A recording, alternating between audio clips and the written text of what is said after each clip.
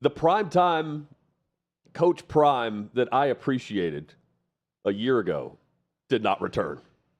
And I don't know where it went off the rails here because, Chad, how many times last year did I come in and say, I want to nitpick, I want to find issue with what Deion Sanders is saying as they go through this losing streak down the stretch, post-game.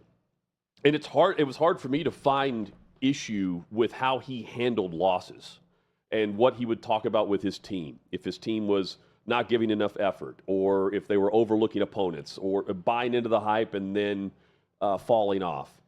The camaraderie that he says was not there, the energy.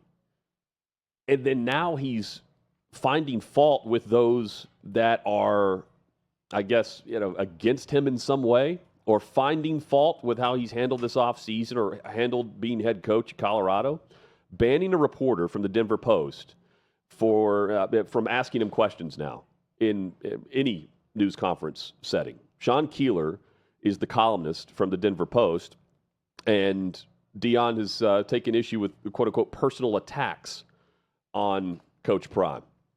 And, you've got the university that's going to follow anything that Deion wants here. But DBAP here, Prime, just take some questions. Because you handle them well. I don't understand, Chad, why it's gone from him portraying the vision of what he wants to build year to year with the Colorado Buffaloes to now you said something that made me look bad, or you're not on board with calling me Coach Prime, addressing me the way in a positive fashion I want and buying into everything that I say. Therefore, I'm just not going to reference you or take a question from you, even though you're credentialed media. Yeah, what's going on here? Here's a statement from Colorado. After a series of sustained personal attacks on the football program, and specifically Coach Prime, the CU Athletic Department, in conjunction with the football program, have decided not to take questions from Denver Post columnist Sean Keeler at football-related events. Keeler is still permitted to attend football-related activities as a credentialed member of the media, and other reporters from the Denver Post are welcome to ask questions of football program personnel made available to the media, including coaches, players, and staff. They cite these lines written by Keeler as to the offensive language and personal attacks. Deposition Deion, the Bruce Lee of BS, calling him a false prophet, Planet Prime, and drinking the Deion Kool-Aid, and saying that the program resembles a circus. With all due respect to Deion Sanders, right now the program does resemble a circus at times. It's a self-created circus by Deion Sanders. Some of it's part of his pop. It's what he wants to create. It's a circus-like atmosphere. Yeah. So I don't know why he'd be so offended by that. Hutton, here's my big issue with this. And DBAP is the right phrase to throw out to Deion Sanders and another coach we're about to talk about. I get tired of the BS of coaches saying and not doing. Because the way Deion Sanders, with all of his old school rhetoric, the guy, I've mentioned it many times before, he is a mix of Bear Bryant and Lil Wayne. That's how he comes across. Very new school in some ways in how he sells to players, and very old school in his approach. But the Bear Bryant side of Deion Sanders, which we heard from a ton last year, talking about his team, how would he respond to players coming and say, Coach, they're talking bad about me on Twitter. Coach, I get all these mean things said about me on Instagram. Coach, I just can't practice today. The world is too rough. It was too tough. I don't want to hear it. I don't want to talk to coaches. It's traumatic. I can't get out there and play today. I can't do it. Deion Sanders would say, throw your phone down. Don't let it bother you. And get out there and play the game. And be a man. Yeah, that's how Coach Prime would handle that. And then go score and taunt on your way into the end zone, showing that you proved them wrong. The same person who would say that, block out distractions, don't worry about the haters, get out of your mentions, get offline, don't be so online.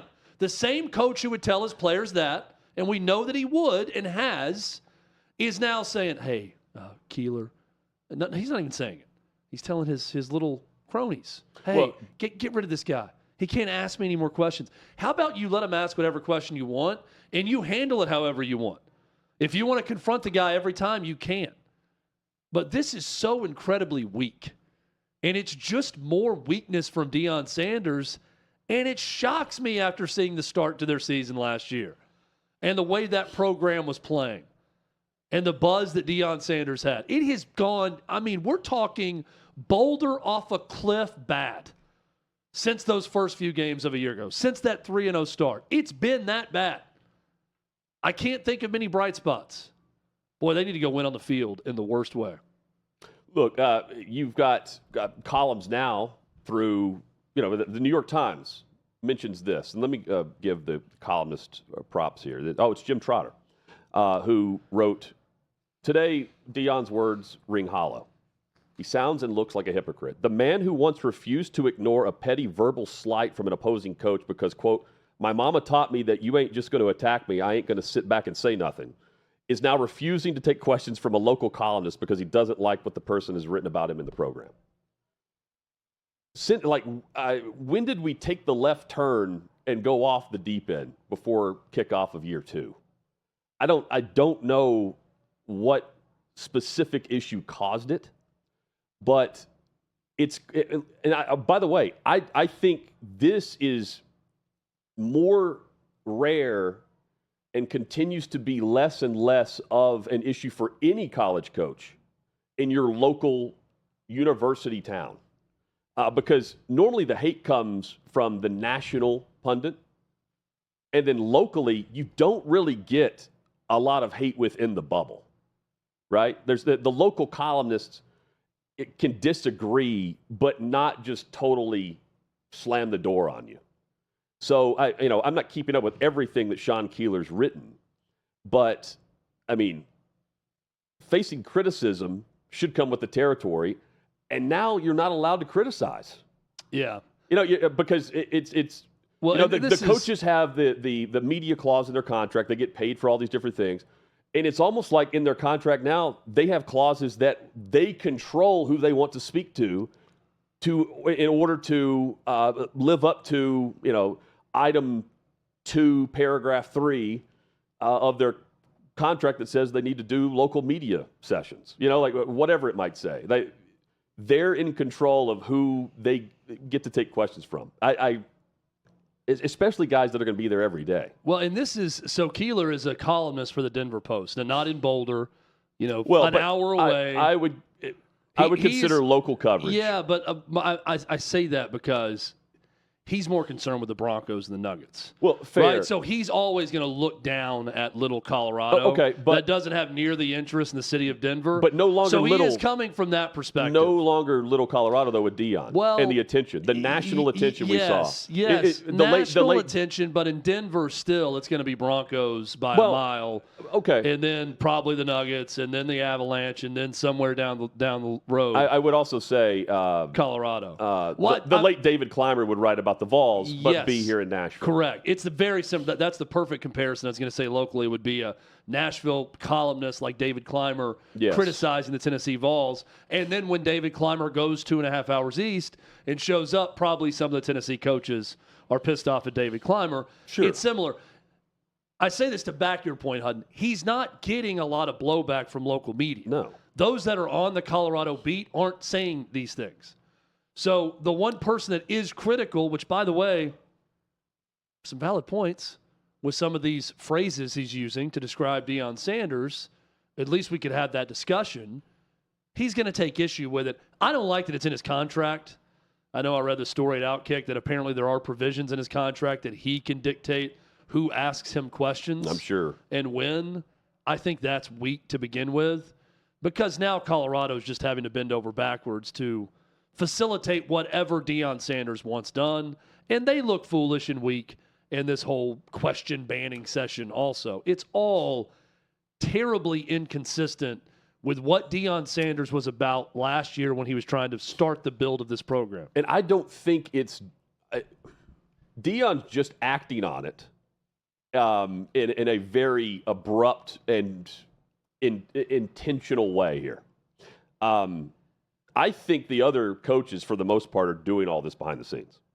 Remember at Jackson State, Deion said to a reporter that was asking him some question he didn't like, said, if you call Nick Saban is going to cuss you out over this. If you did that, treat me like Nick. That was his quote. He wanted to be called Coach Prime. And someone said Deion. Okay. And he said if you refer to Nick Saban as Nick. Yeah, he goes, not Coach Saban, it'd be a problem. Yeah, that's what it was. Okay, so you've got the same type of mentality going to Colorado, and then year one you get off to that start. You're all of it's the hype for the fight that I would refer to. Now it's the opposite, where you've got doubt, skepticism, and look, prove them wrong again. That's what it comes back to. Well, but again, it's not just everybody him. Right. I mean, last season was not good. Well, they were right on their expectation. They got off to a surprising start, but they went 1-8 or whatever it was, 1-7 in their conference. But for Colorado to go where they were, to having College game day and Big Noon kickoff on their campus for Colorado State in week 3, that quickly, like that was what was the success story of the boom in Boulder. But I don't think what Deion's doing is anything that we haven't seen for years and years. I just think it's happened behind the scenes. And again, there's not much criticism. You can't even call in now, Chad, to the Clemson head coaches show because Dabo Swinney's no longer taking calls on his coaches show from anyone, from fans. That's how soft these guys are now. From criticism. Was it Tyler in Spartanburg was the caller last year? Yeah. Was that our guy who called in to criticize Dabo Swinney? So now they're going to ban phone calls? The righteous Dabo Swinney is not even going to take calls from fans. This is so analog of Dabo Swinney that it's perfect. Like in a digital world, in a high-speed age, this is the most old-school, milquetoast, analog move is to ban callers from your coach's call-in show. This is going to be the longest hour ever. With your local sponsors and everyone else. I'm thinking, goodness gracious. Goodness gracious. First off, do a good job of screening the calls. And even if you screen the calls well, someone can fool you and get on there and say something. But I go back to what I just said about Deion Sanders. What would Dabo Swinney sit there and say? He'd huff and puff. His face would get all red. He'd be wearing that orange Clemson sweatshirt. He'd throw his daggum hat in the ground if some player came up to him and said, Coach, they're being too mean to me over there. I don't know what to do. They're yelling at me. They're talking trash about me. They're saying I'm not a good linebacker. I think I need to sit out the next couple series and figure it out. Dabo Swinney would go nuts. His face would turn purple. It'd almost explode with old school cliches back at that linebacker for doing that. And now Tyler in Spartanburg has him shook and he can't take calls anymore. Give me an effing break. And no, I'm not going to say the full word. Yeah. Give me a break. I'm sorry. That's ridiculous. These are grown-ass men making millions of dollars. Like, if someone came to me, if I was first off, I'd find all this stuff hilarious. I'd probably be more like Lane Kiffin if I was a head coach because some of that stuff would just make me laugh. If I'm Dabo Swinney and one of my peons in the sports information department came to me and said something like, Coach, we had Tyler and Spartanburg come up last year. We need to talk about that. If that happens again, how are we going to handle it? I say we ban phone calls. I would tell that guy to shut up. And no, we're not going to ban phone calls. Oh, you know what they've done, Tyler and Spartanburg. By the way, Dabo Swinney had a great response to Tyler and Spartanburg when he called. If Tyler and Spartanburg wants to call again, I got 2 national titles. I am the only active head coach, one of 2 active head coaches with multiple national championships. It's me and Kirby Smart. So I can handle Tyler in Spartanburg or Jeff in Greenville or Chris in Columbia or anyone else that wants to call and talk trash to me. I'm a big boy and I can handle it. I'd love for these coaches to say this instead of banning callers. You got Dabo's response to it. By the way, Tyler in Spartanburg had this to say. I won't read the entire call. You make $11.5 million a year. That's second in college football, if I'm not mistaken. I'm curious why that salary has led to a 4-4 record. After that 2018 national title, something changed, and there seems to be a lot of arrogance that came in. There's a lot of friends and family. I mean, 3 of the 10 on-field football coaches are external experience hires. Everyone else is an internal hire that had no experience. So I'm curious, why are we paying you $11.5 million to go 4-4? And then Dabo cut him off and said, "I've had enough of you, Tyler." And he goes on this tirade that was awesome. If we have his response, I'd love to play it because his response was outstanding. And it's exactly how you should respond. This is bullcrap if you're thinking all these narratives you read. Listen, man, you can have your opinion all you want, and you can apply for the job, and good luck to you. It was awesome. Yeah. Good. And now we got to ban callers. Yeah, so let's also say, if you listen to these shows, you're listening, I would say, by and large, for the humor in the callers. You're going to have the over-emotional fan that's going to call in and cry. Especially in the South. Oh, yeah. I mean, in the South, you get... But these are layups. I love Southern football so much, but all these coaches shows... Coach, I love you. Coach, the offensive line's really coming together and gelling out there. What'd you do with these boys this offseason? Tell us about it. I'll hang up and listen. Still behind you, Coach.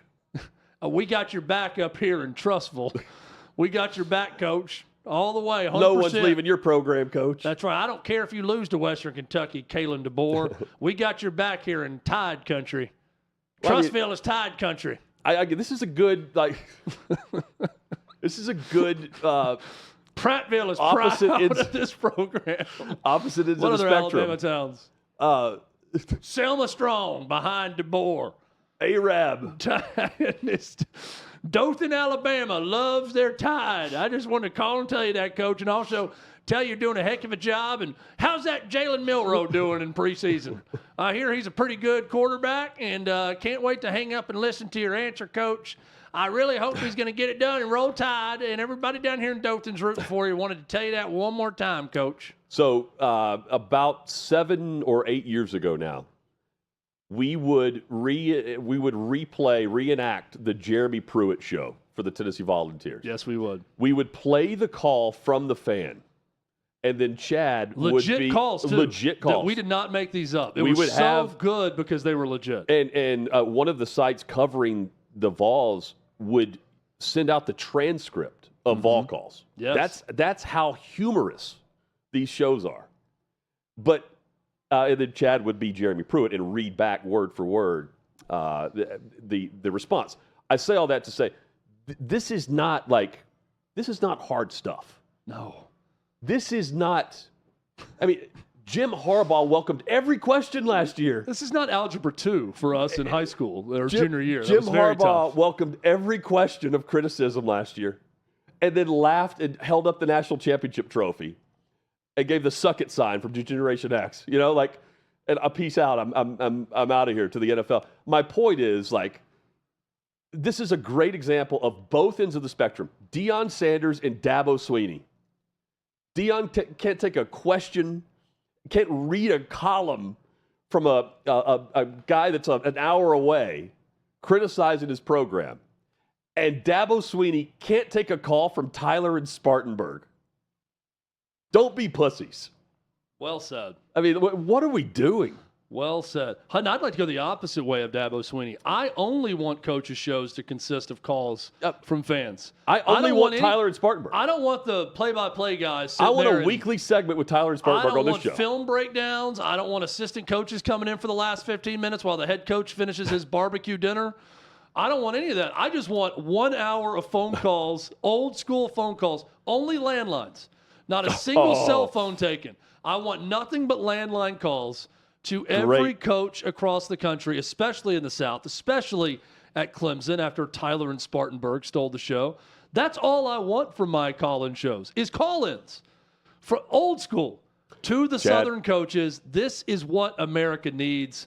We need a weekly segment right here at Hot Mic where we discuss and dissect all the best calls. That is what we need. Well, we will have Between the Hashtags debuting today.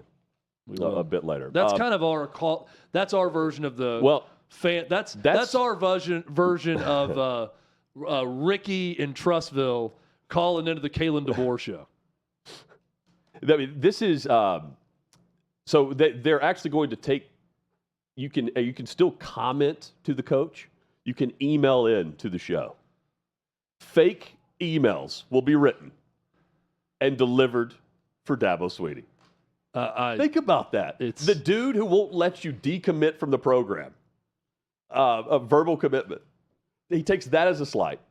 And now he can't take calls from Tyler in Spartanburg, who happens to know his salary and wants to know why they're 4-4. And by the way, he did the version of Jim Harbaugh that I'm mentioning he wasn't on the podium holding the trophy. They finished 9-4. They were 4-4 at the time. Yeah. And now he can't take calls.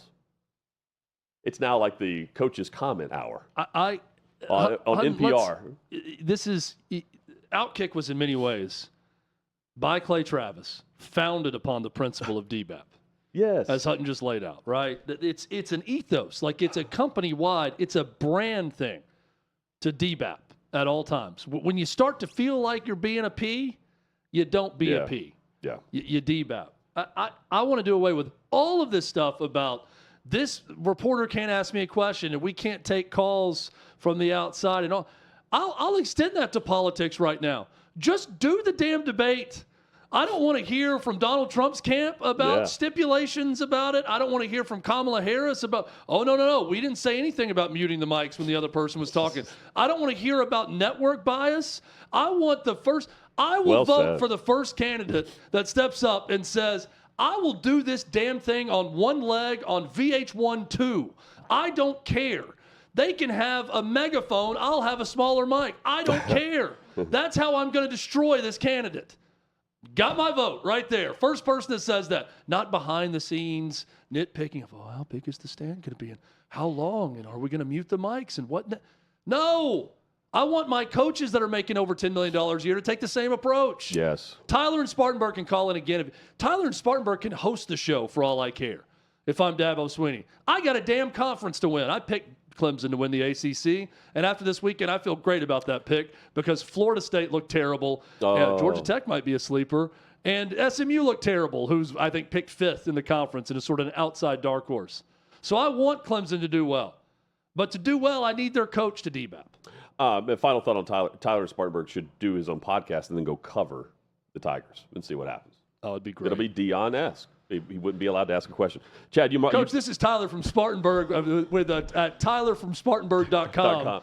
And I host a podcast here covering the Tigers and Tiger Nation. Got a question for you. Now you make $11.8 million a year. Fans want to know. My mentions are flooded with fans that want to know. After that escalator, you now make almost $12 million a year. And is that good enough to open the season with a 35-point loss to Georgia? I'm recreating what's probably going to happen on Monday in their press conference. Chad, we did see a great game to open the season, Florida State and Georgia Tech. We only saw 11 completions from Georgia Tech in that game to beat Florida State. But I still sat there and thought to myself, what a way to kick off the season. Florida State, though, the loss, it makes last year sting even more for fans, doesn't it? Oh, no doubt. After the unbeaten year. And then not getting into the college football playoff. I mean, you pointed out they're 34-27 in the ACC since 2016. Yet they're suing their own conference and going through the ringer, traveling to Ireland, and then losing to Georgia Tech, who was predicted to finish, ninth, I believe, by the media in the preseason in the conference. Florida State, by and large, I'm one of them, picked to represent the ACC in the college football playoff. Hutton, did you happen to watch College Game Day from Ireland on Saturday? Bits and pieces, but not like I will as a typical Saturday morning if we're in town. So every time Kirk Herbstreit spoke, I mean, I was amazed at the endurance. They booed mercilessly, Florida State fans, only on Kirk Herbstreit, for what he had to say to them about basically stop complaining. Yeah. You didn't deserve to get in. Yeah. To Florida State, and them actually thinking that he had something to do with it. So much so that it was funny, Pat McAfee would tee up the boos. He'd turn and be like, this man over here in his pro wrestling said, you're not worth anything to the Florida State fans. And then Nick Saban comes to Kirk Herbstreit's defense and says, I got a lot of calls too about this from all you Florida State fans. I'm here to tell you I had nothing to do with getting in the playoff over you, and this man didn't either. talking about Kirk Herbstreit with Alabama getting in over Florida State. It was quite saucy to start the season. Well, did you see the troll job by Herbstreit postgame? I did not. Oh, it's going to be between the hashtags. Thank you, David. Okay. We'll get to that one later. It's a great job by Herbstreit postgame with Florida State fans. That's all I'll say. It's we got a number of good things coming. Brent Key also postgame was terrific. Florida State got physically dominated by Georgia Tech, and I'm stunned by that part of it. Here's what does not surprise me, and I can't wait to get our guy Barrett Sallee on and ask him about this, because when I said Cam Ward is better than DJ Uiagalelei, he crushed me over that. And maybe Cam Ward has a terrible season, but he thinks Cam Ward is a stat guy. Let me tell you what DJU is. Not the guy. Yeah. Ever. He wasn't the guy at Clemson, surrounded by a great supporting cast. He had some, you know what he did at Oregon State? Stats. He had stats. And he had a great defense under Jonathan Smith. And once again, he was not good. He was not terrible. But quarterbacks either have the it factor or they don't.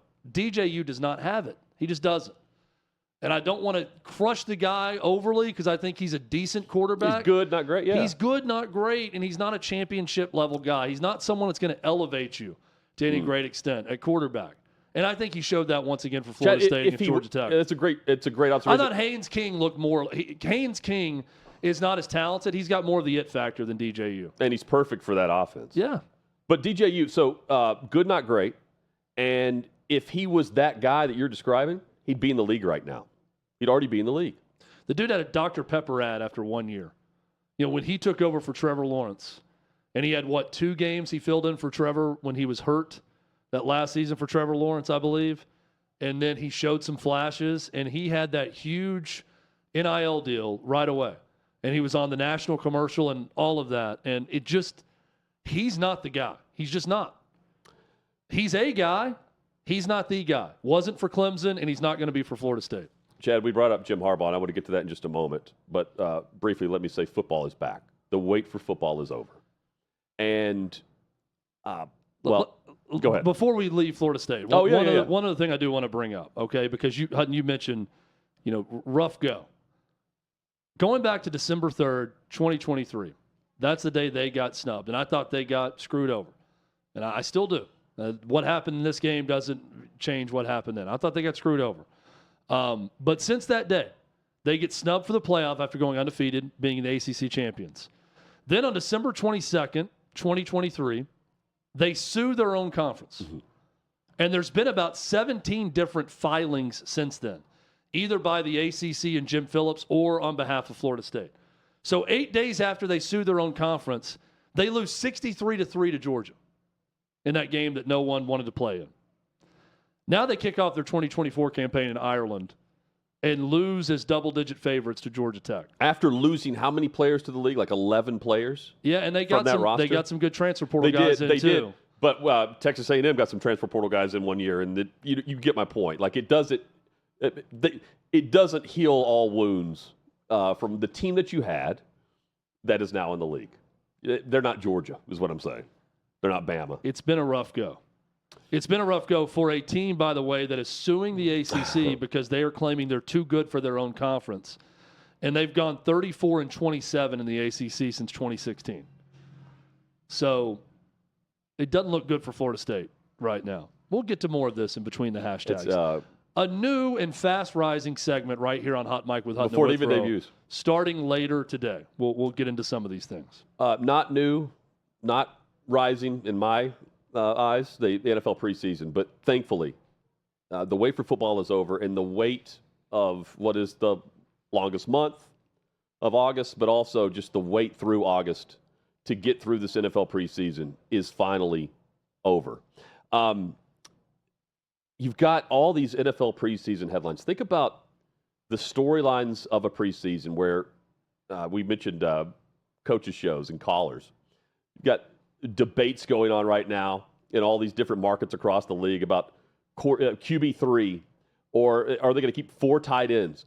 Debating over players that really won't have much say or play much of a factor, by and large, on the fans' teams' playoff aspirations or week one win or loss, because these dudes are going to be inactive. Now, some will be active, but they'll be backups. But by and large, the media partners in the league, they spearhead these hollow headlines. The league is by far the biggest factor in all this through their own accounts, that push these narratives that they want us to believe matter in the month of August. Preseason game number 3.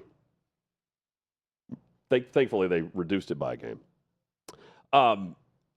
Here is the NFL and the Broncos sending out a QB sneak for a touchdown, praising Zach Wilson. Take it in yourself, Zach Wilson. A guy that to the house is QB3 in Denver. They are going to keep 3 quarterbacks. But Zach Wilson, inactive, emergency quarterback for the Denver Broncos. And they're pushing this like it's an impactful game. Trey Lance, ladies and gentlemen, he's too fast for the defense in the preseason. Well, when he's running, when he's rolling out of the pocket and actually throwing the football, 5 interceptions in the preseason finale for Trey Lance. Barely mentioned in the promos. The NFL preseason, football is back. 5 interceptions to 2 touchdowns. Trey Lance, too fast for the defense. Brilliant performance. Easton Stick throwing dimes. You've got Trent Dilfer would love these throws. Easton sticks it downfield for the Chargers. Easton Stick, backup who hopefully we don't have to watch play. He'll be the joke of the league with the quarterback level of play if, in fact, Justin Herbert goes down. Jameis Winston, also backup. Former number 1 pick, now number 1 in speeches. Highlights of the NFL preseason. And then there's the, preseason, just adorable quarterback Tyson Bagent. Backup. His hair is adorable. ESPN's NFL account. Bears QB2 using his feet. Tyson Bagent. I mean, my God. What a performance in a preseason matchup that no one will remember starting immediately after this game concluded. And what the NFL preseason is really about, it's not about football. It's more like Grown Ups 2, the sequel for the Adam Sandler movies, where the Atlanta Falcons, the starters. This is the movie poster, actually. You I think both Grown Ups films. You don't really see the starters in the NFL preseason. Half of them don't even practice. They have a phantom injury, and then they're going to be ready for week 1. No, they go to water parks and have a blast after workouts. Meanwhile, it's all about, let's just get through the preseason healthy. Yeah, the starters need to get through the preseason healthy. The rest of the scrubs can go out and get injured and get us through the preseason. There is Grown Ups and then Grown Ups 2, starring Kirk Cousins and the Atlanta Falcons. That Kirk Cousins is Kevin James. Is your preseason 2024 headline of the year. Grown Ups 2, Atlanta edition. Chad, thankfully, it's over.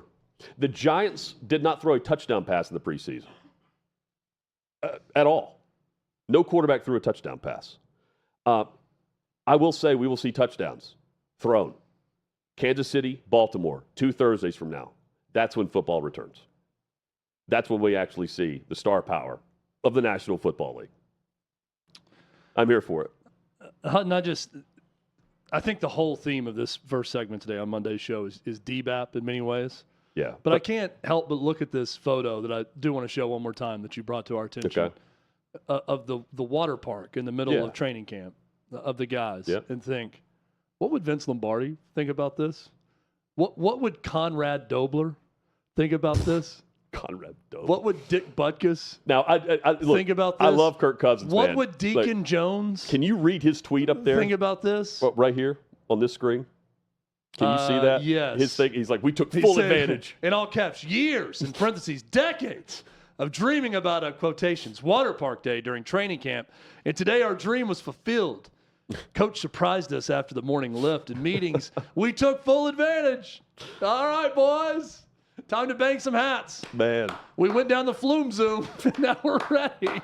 Ready for the season. Here we go. We got some tandem tubes that we went on. Let's put an offensive lineman with a skill player. Let's not get 2 linemen on those tandem tubes, boys. You know what? That's going to turn out bad. Don't want to deflate those bad boys. Think about some of the headlines. Let's get a scat back on the front of this one.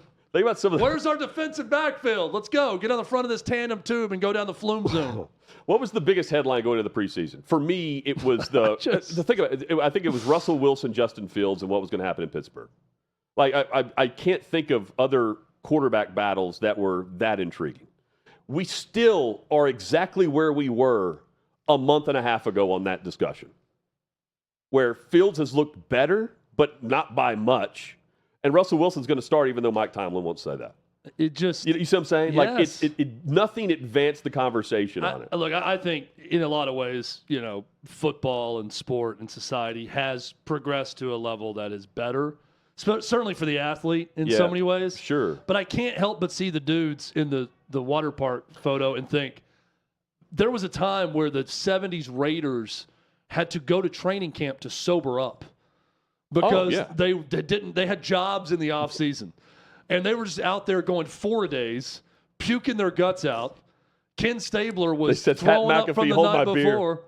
I mean, made Pat McAfee look like, he just had a couple of spritzers, white wine spritzers.